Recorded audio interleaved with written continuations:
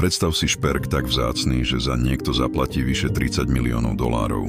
Presne to sa stalo v Londýne, kde sa v aukčnom dome Christie's predalo legendárne zimné Fabergeho vajce.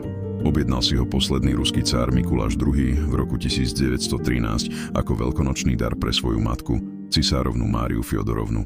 Na najnovšej aukcii prerazilo cenu 22,9 milióna libier a prekonalo všetky doterajšie rekordy Fabergeho diel. Z 50 cárskych vajec sa dodnes zachovalo len 43 a iba 7 vlastne súkromní zberatelia.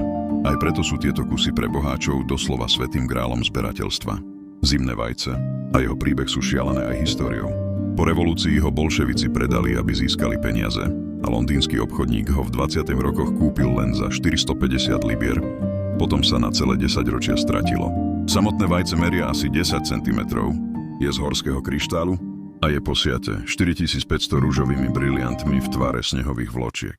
Vo vnútri je typické Fabergeho prekvapenie.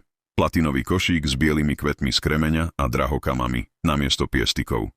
Keď si uvedomíš, že cár zaň pôvodne zaplatil 24 600 rubľov a dnes má hodnotu desiatok miliónov, tak to nie je len šperk, ale stroj času a symbol padnutej ríše v jednom. Ak chceš viac príbehov o šialených pokladoch a rekordných aukciách, nezabudni dať like, odber a zvonček. A do komentára mi napíš, aký historický predmet alebo poklad mám rozobrať na budúce.